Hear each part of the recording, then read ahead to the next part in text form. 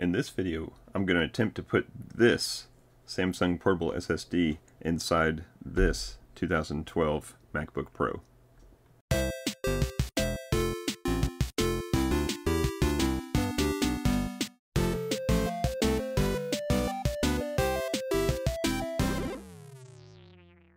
Hey everybody, it's Chris from Family Geekery, and today we've got this late 2012 13-inch MacBook Pro that used to be my daughter's.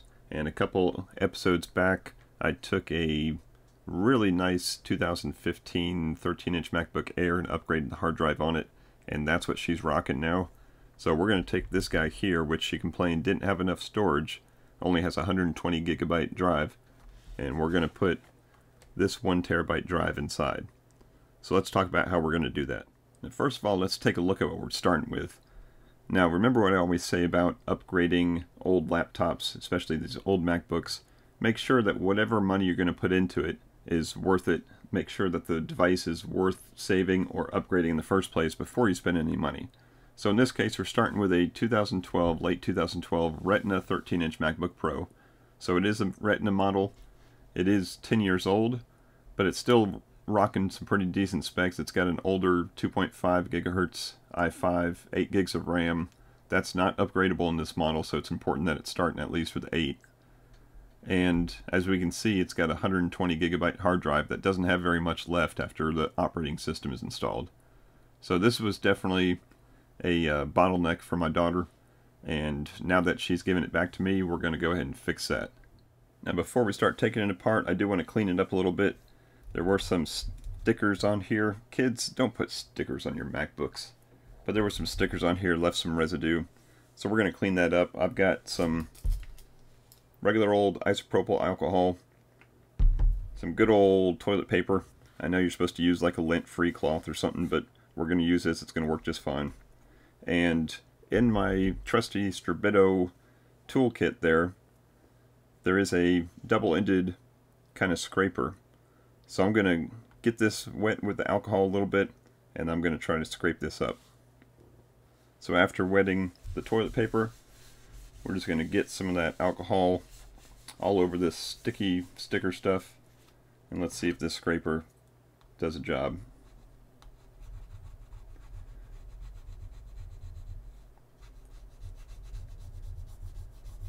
And this is working a lot better than the old days. I just used a thumbnail or something and tear it all up, and this is coming right up. So let me take a couple minutes to take off these stickers, and I'll be right back. Alright, so that was quite honestly the easiest cleanup I've ever done on stickers on a MacBook, and trust me, I've done a lot of stickers coming off these MacBooks over the years. And funny enough, I saw a YouTuber, he was working on I think an old Xbox or something, and he started prying the stickers off with something that looked like this, and I thought, well, that looks easy. Let me see if my trusty Strbito kit that I'm always raving about has something like that, and sure enough, open it up, and here it was. So this thing, I mean, it honestly took just a couple seconds to put a little bit of alcohol in there, scraped all the residue up, and now it's nice and clean. I took a couple minutes just to clean the outside of the case too. Luckily, my daughter had a case, like a plastic case on both the top and the bottom that she had some stickers on. So when we took that case off, there's no residue or anything on the outside, but it was a little dusty, and so I cleaned it all up. So we're ready to go. So now let's talk about the actual upgrade and how we're going to do something like this, why we have this in the first place. So this particular model of MacBook Pro uses an mSATA drive inside instead of the NVMe drive. So the mSATA drive back in 2012 was pretty much the standard. Nowadays we use the NVMe drive. If you've seen my videos where I did the 2015 MacBook Airs, that's what we used. But you need to get a mSATA drive to replace inside here. So you can buy those bare by themselves online, and they're getting a little bit better in price. They used to be really expensive. It used to be probably close to $200 to get a 1 terabyte, but now they're getting a little bit cheaper. But the 1 terabyte ones are still a little bit more expensive than what I wanted. So what I'm speculating is inside this Samsung Portable SSD, I'm going to take it apart and hopefully find an mSATA drive in there. Now if I don't, this video will be a lot shorter than what I thought it was going to be, and we'll have to rethink the upgrade. But we're going to take a minute here, open this guy up, and see if there's an mSATA drive inside. So here it is. Inside the box there was a Samsung Portable SSD T5. Now they make a T3 and a T7. The T5 is what I've heard may have that mSATA drive that I want. It also came with two cables, which is nice, a USB-A to USB-C, and then a USB-C to USB-C. And this is a USB 3.1 drive inside here, so these are really nice by themselves. If you just wanted to use this as an external SSD, these are pretty nice. So you may think I'm crazy to crack this thing open, but in reality, I got this on sale, and it was cheaper than I could get a bare drive by itself. So yes, I'm going to be taking this thing apart, but I will be getting some free cables out of it, and hopefully the drive is what I'm looking for. So to get inside this thing, I'm thinking on the side here, there's going to be a label that's covering up a couple screws, and once you take those screws, you'll be able to take this thing apart. So also in my trusty Strabido kit is this guy, and this should help me just pry off that label.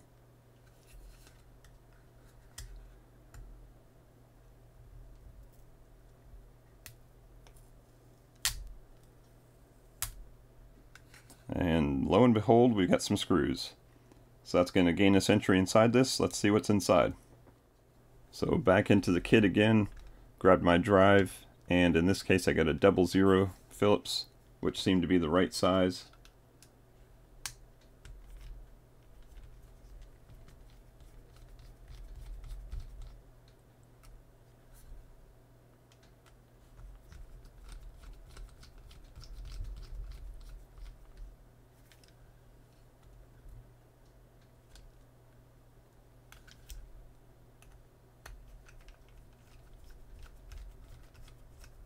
More threads than I thought.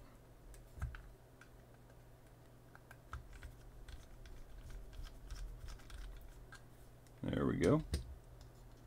Let's see if this guy opens up.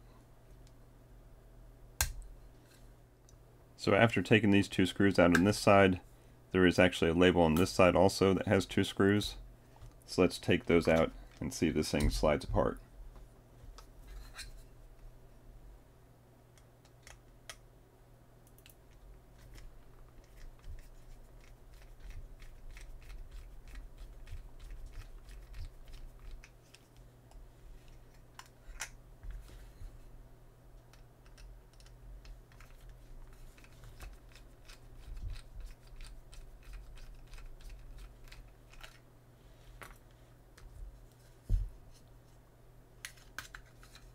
And there we go. And this is what's inside. So after we slide off the aluminum enclosure case, you can see we obviously have some kind of a USB-C adapter board here. And let's see what's underneath this protective pad.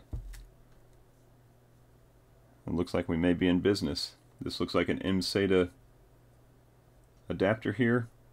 And we're going to take these two screws out and see if we can lift this mSATA drive out.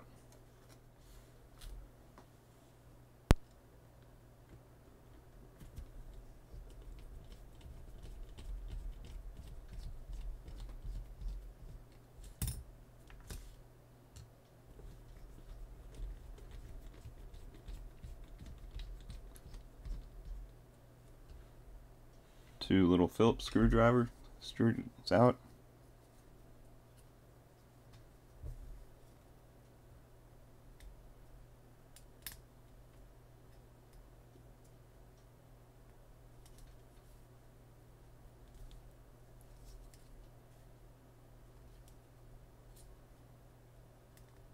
And it is clipped in there a little bit.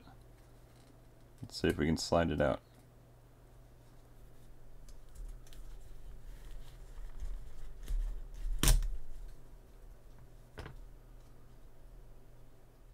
So I can tell you now that that was not the intended way to take that off. It actually took the whole adapter off, but that's because on the back side this adhesive was actually holding the drive to the adapter socket. But once I took that off, look what we got here. So I may have done a little bit of inadvertent damage to this, but if everything works right, then we're not going to care anyways, because this will just be thrown away.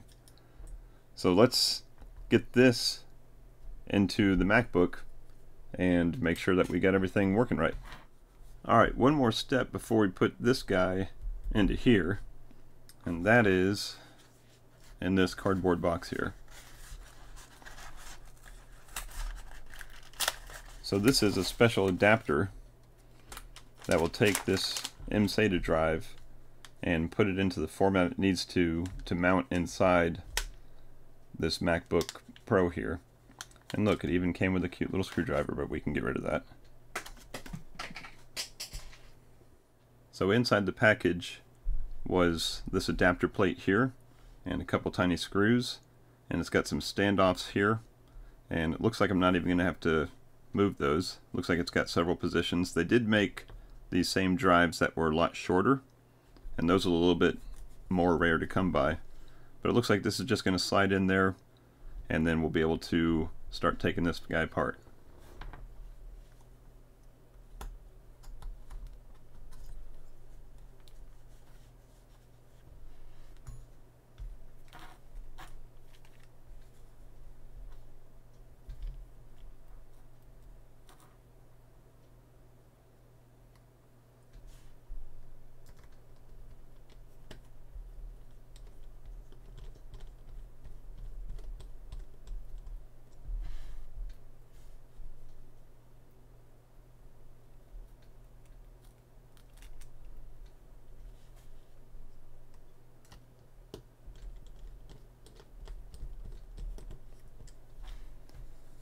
And there we go, ready to install.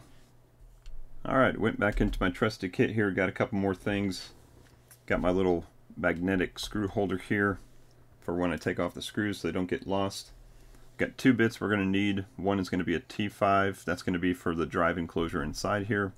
And then one is a P5, or this kit actually calls it a star 1.2, and that's to take all these screws off. So let me take all these screws off and I'll be right back. Alright, so I powered off the machine, full shutdown, full power down, don't just shut the lid. And I've taken all the screws out, got them on my fancy little magnetic placeholder. Now we're ready to take this back plate off. So just grabbing somewhere near where the hinge is, lifting up a little bit,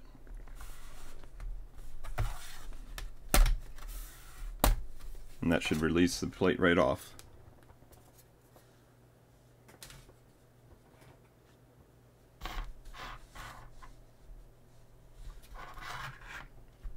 So looking inside here, you can see this is where that hard drive is going to be. This is different than the other machines we've worked on this channel so far, with the NVMe just kind of slid right into the board. So this is what we need to take off. So let me turn this thing around to show you on this side here. On the other machines we worked on, usually right on the main board was the actual NGFF type drive. But on this one, that's what we're looking at. So that's why we need the mSATA drive. Looks like while we're in here we could use a little cleanup job. We'll use a blower to blow off some of this dust here. Now every other video that you've seen me do, I always unplug the battery from the main board before we start taking things apart. And on this particular model, underneath this sticker that says, "Hey dummy, don't take off the sticker and start working on this unless you're an Apple authorized repair person," underneath there is going to be the battery connector board. So usually it just looks like this, right? If you've seen the other videos, it just looks like this type of connector where you just pop it off nice and easy. This is an actual full board underneath here with 3 screws, and they're T6 screws, which I've got the kit for. But in this case, I'm going to roll the dice a little bit and not take that off. There's probably more chance that I do some damage taking these 3 screws off and pulling this board off than if I just be a cowboy and just take this out just by disconnecting the SATA connector. So please, if you're going to do this yourself, weigh the pros and cons of taking this risk. Underneath here, 3 screws, pull the board off, you're good to go.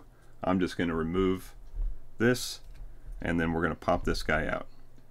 At this point, I've already destroyed a perfectly good hard drive enclosure, so what the heck, why not just cowboy up and keep messing things up. So here's my hard drive connector. I'm just going to use a spudger and remove that.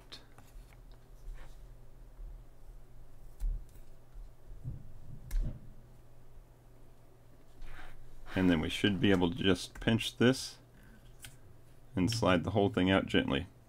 So here's our hard drive enclosure, and look what's underneath. So this is the stock one we're starting with. This is the one we put together to put in there. I've swapped out my bit to a T5, and it just takes one screw holding that drive in there.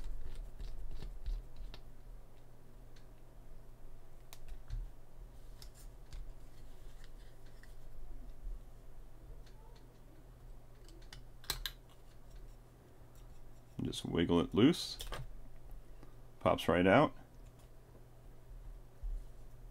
We're ready to put the new one in.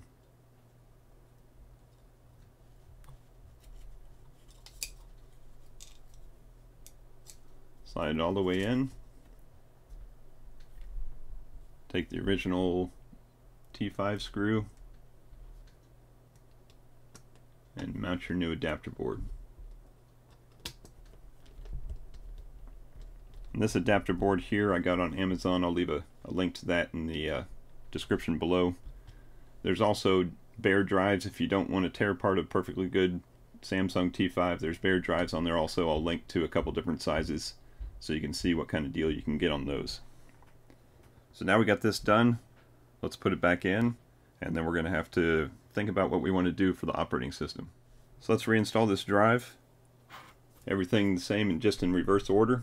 So we're just going to slide it in here, pinch this little plastic spring, and it just snaps into place. And then we're just going to push back down on this hard drive adapter.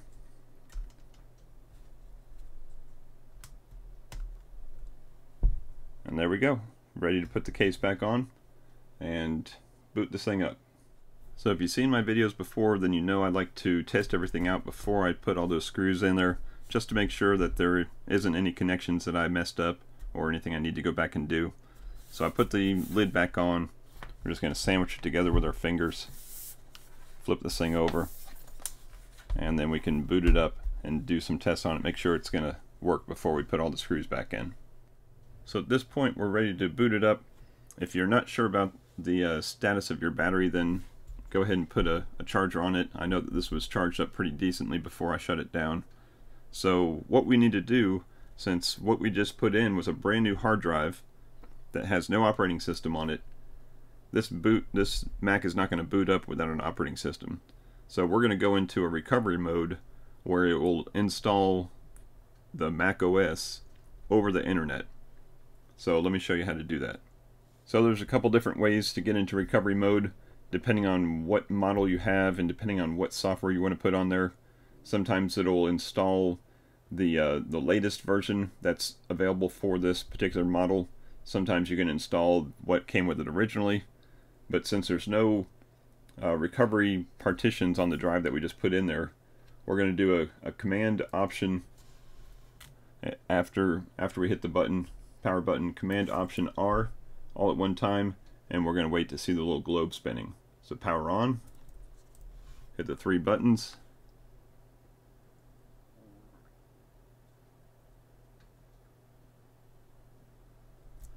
and there we go. It says starting internet recovery. This may take a while. So really at this point what I want to do in this video is make sure that it boots up. We can get into the disk, into the install menu and see the disk that we just installed, and if it can, then I've got other videos in the channel that I'll link to in the description below that shows how to install macOS all the way through this recovery process. So as you saw, it asked me for my wireless SSID so it could get onto the network and check for the recovery software. So I gave it the login for my network, and now it's going to start downloading the installer.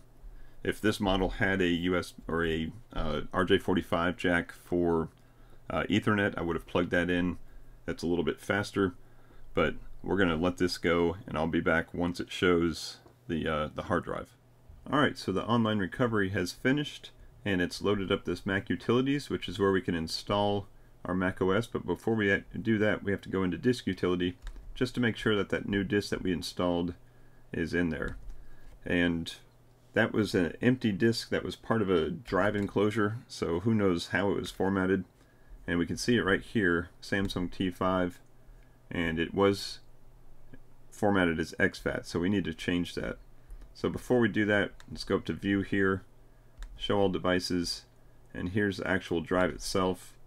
We're going to click on the drive itself instead of the partition, and we're going to click Erase. Let's give it a name. And we want to make sure that's Mac OS Extended, and we're going to select a GUID partition map.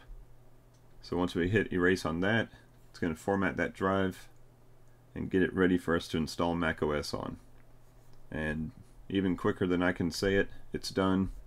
So let's exit out of Disk Utility and start up the Install Mac OS.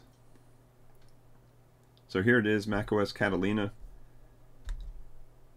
This is going to step us through, and really I just want to make sure that we can get to where we can select the drive, and then from there you can follow any one of my other videos that shows you how to do this process step by step. Let's agree to the terms. And there it is. Here's the Mac SSD that we just formatted, showing 1 terabyte total, and it's ready to install. So I'm going to let that do that. I'm going to step through the rest of it, but go ahead and check out one of those other videos. I will link them down below, and if you have any questions, just go ahead and type in the comments and I will help you out. So that's going to wrap it up for this video. Hope you enjoyed it. Had a good time tearing apart this portable SSD, stealing the drive out of it, sticking it into this MacBook, this 10-year-old MacBook Pro. We're going to get some more life out of this. Not sure exactly what I'm going to do with it yet, but at least it's got the storage that I can play around with. And let me know if you like that. Go ahead and down in the comments below, let me know if you've done this before, if you've used a Samsung T5 or if you found another one, and let me know how it went for you. If you did like this video, go ahead and give it a thumbs up, give it a like. If you like this type of content, go ahead and subscribe to the channel. We've got new content coming out all the time, some Mac stuff, some video game stuff, a little bit of everything. And don't forget to check out our FamilyGeekery Podcast. New episodes every Tuesday where we cover everything from comics to computers to video games to movies.